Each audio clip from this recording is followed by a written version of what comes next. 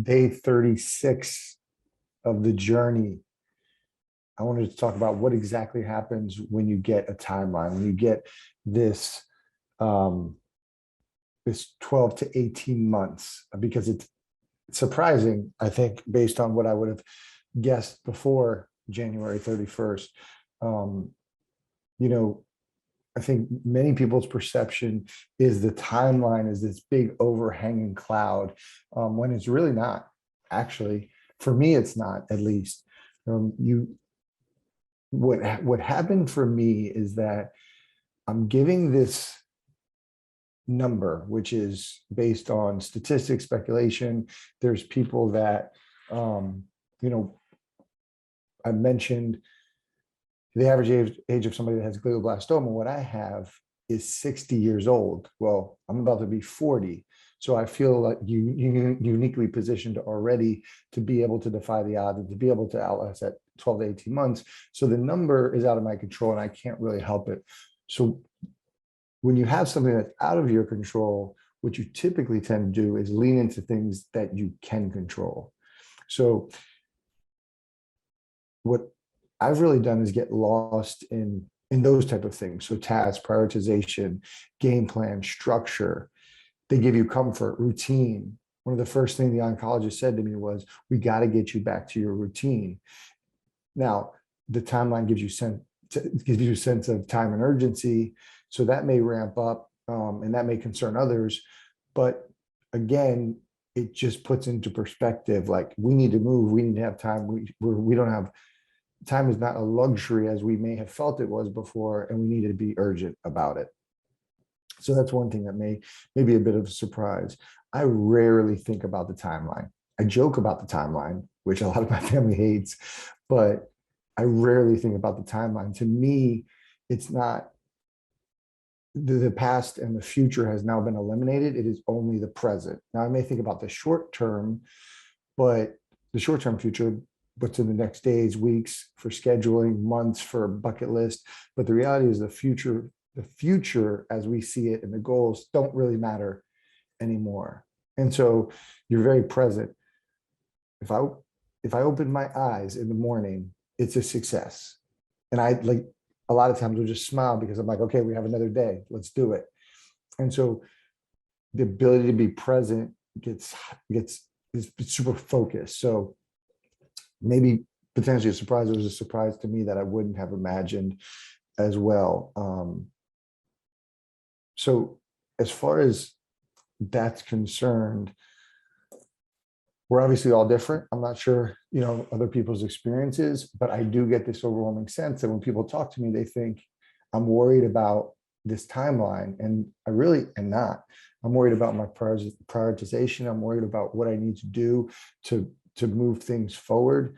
I'm worried about my harmony, my balance. Those are the things I think about. It's not about, like, am I going to be 12 to 18 months less or more? Like, that doesn't really matter. Health and the plans and prioritization and making sure I execute is really what it's about. So there you guys have it. We'll discuss it more with OB Smith. All right. So this is the Monday content, which will be the journey.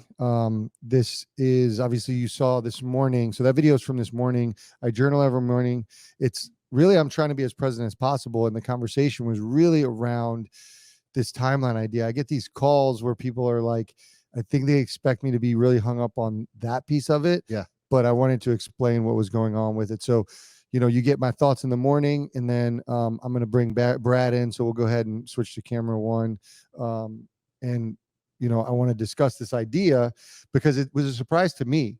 Like, I get how people would think that I would be hung up on this timeline, this life expectancy. It's not. I haven't thought about it at all. Like, the things I think about, I think would surprise you, because I'm more thinking about the other things, right? So we talked first about the controls, like when you can't control something, you lean into control.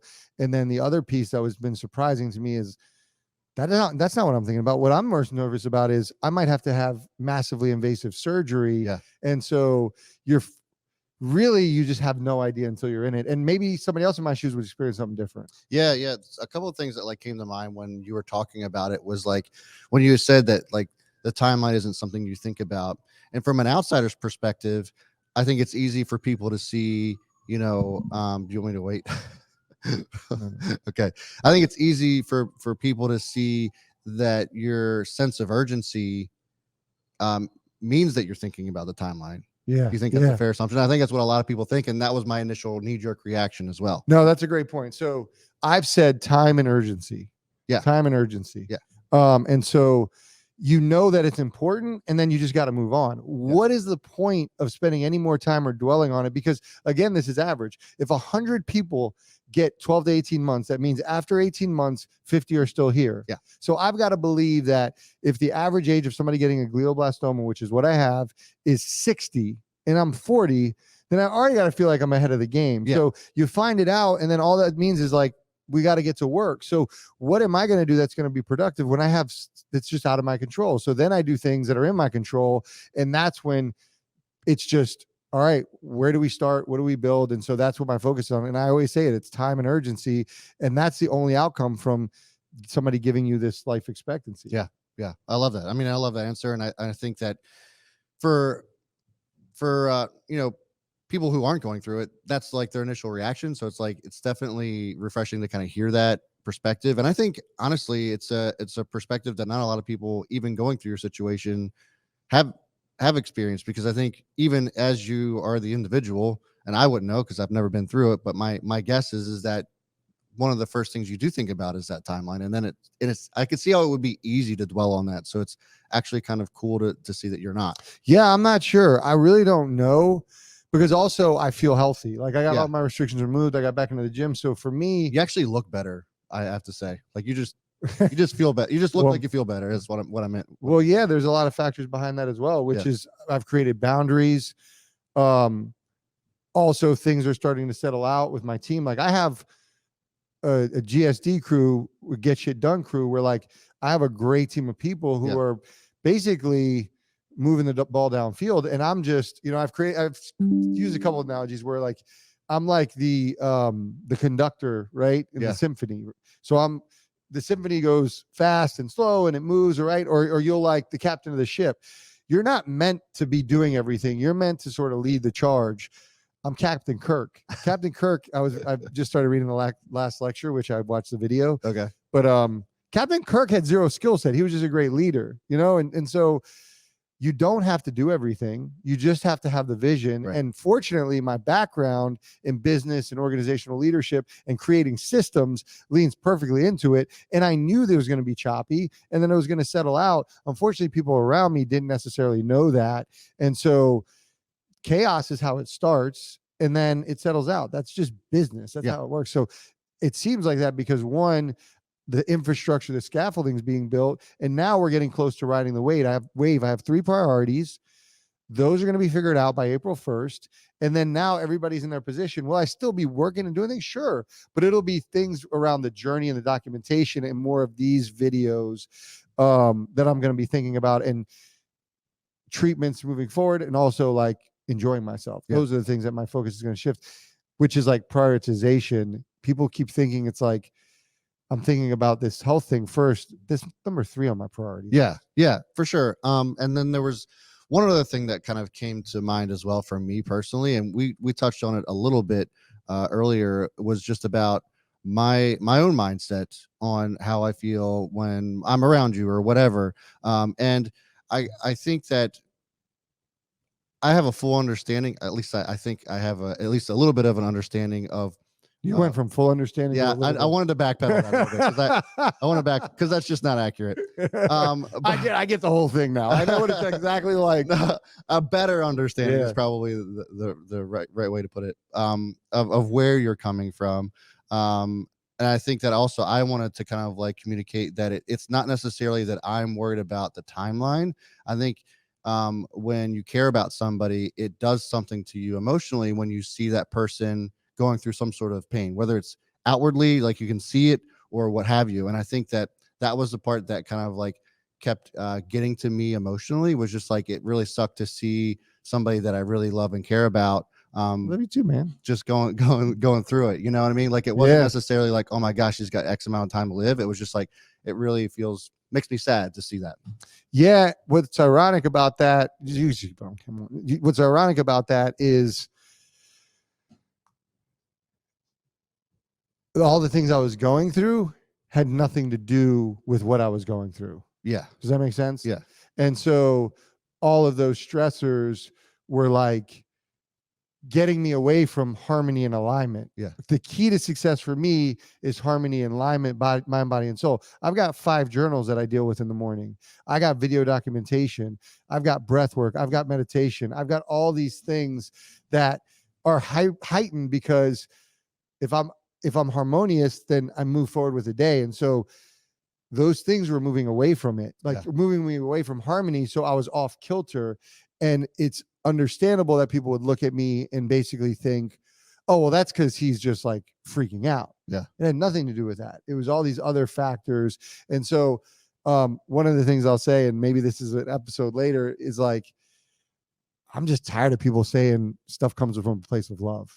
Like like I hear that it comes with, it doesn't matter if it stresses me out, and it, like I get it, but like that doesn't make it okay if it comes from a place of love. The right type of love is the treatment. Yeah. I mean, it just doesn't make it okay. And so you may like, I truly believe this is harder on my loved ones than it's harder on me. It is not hard on me. I love this process. I'm going to be honest. I enjoy this process. I am excited for when I'm recovered and I can now know the level I have and know how far I can get. Right. Like if my peak like efficiency was here, I'm operating up here. And I'm like, man, I never knew I had this in me. Yeah. And I'm working off of 4 hours of sleep because of steroids, and I still have it in me. Imagine when I get 8 hours of sleep and I still have this purpose, and having purpose is exciting. And my purpose is to defy the odds. So all of that stuff, like I can understand on the other side, but it's not hard on me. Yeah. It's hard on my loved ones and those closest to me. Yeah. And so if there's any lesson that I've learned is like, my shift came from not telling people what I need, but asking of them. So it's not what I need, because if I say what I need, you might think, well, I think you need something else. Yeah. But if instead I say, this is what I'm asking of you, yes or no, and be okay with it, there's no debate. It's like, you can either do it or you can't do it. It's not your perspective. And unfortunately, the lesson is like, the decision has to lie with me, because you don't want that on your conscience if it doesn't go the right way. Right. You'd rather be like, man, I wish I'd have pushed a little harder, than say, I convinced him to do this and it didn't go well. Is it because of me? That's a big burden that nobody wants on themselves. Right. So it's been an interesting situation. I'm not acting like it's been perfect. I'm not acting like it's fun. I mean, my freaking hair is falling out over here. It looks beautiful. But I feel like what did I hear? Is it John Clayton at ESPN? Yeah.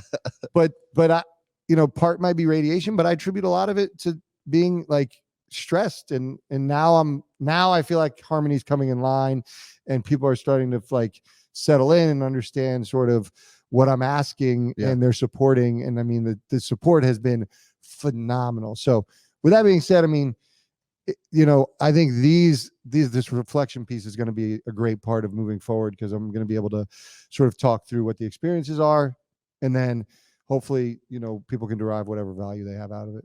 I have one more question. Yeah. And I think I'm going to, and you can shoot this down if you want, but every week when we have this, I want to because, this is again, just a continuous positive experience. I actually want to get something out of you as far as what are you looking forward to this week? Because there's so much going on that I feel like there's something to be had there. So what are you looking forward to this specific week? Oh, man. So this week is, I have to answer it in 2 parts, because my biggest priorities should be knocked out by this week, which is I've got to get my advisory team in place, which will be Duke or Dr. Q's out of Mayo Clinic. So getting that will be good. And then another piece is I've got to pick my primary care physician. So I'm under the gun. Yeah. Which I'll give my updates, and Friday I give my updates on what's going on. I'm under the gun because I may have to have major surgery on April 5th. and I don't want to go into major surgery without making a decision on who my primary care team is. Right. So I'm looking forward to wrapping that up. That has to be done by April 1st, but I think I might be able to move the needle and get all that in place by the end of this week. More importantly, what I'm really excited about is the tattoo bucket list begins on Friday. Okay. So my first tattoo of the tattoo journey will be my daughter's tattoo, or a tribute to my daughter. And we're going to film it. It's going to be on the channel eventually. That's what I'm most excited about for everything, because it's going to be just an incredible experience. And Project Grio, which is the documentation of this whole journey in different media forms, it's going to include that tattoo bucket list. And obviously my daughter's an important part of this. It's the thing that gets me my daughter and my niece is what kind of gets me thinking about getting choked up, like thinking about it. So yeah, I'm excited. Friday's going to be fun. I'm Friday's looking going to be forward to epic. that too. Yeah. Yeah. So guys, every Monday, talk about the journey, the lessons learned, things we've, I've come across. It'll be me. It could be my girlfriend. It could be Brad, like whoever it is. We want to sort of expose the process, peel behind the curtain, the good, the bad, all of that. And then remember, every Friday at noon, I'll be releasing updates on what's going on. Check those out. Make sure you subscribe. I'll keep those updates coming. That's all I got. All right. We'll see you in the next one. Bye. I remembered to do it this time.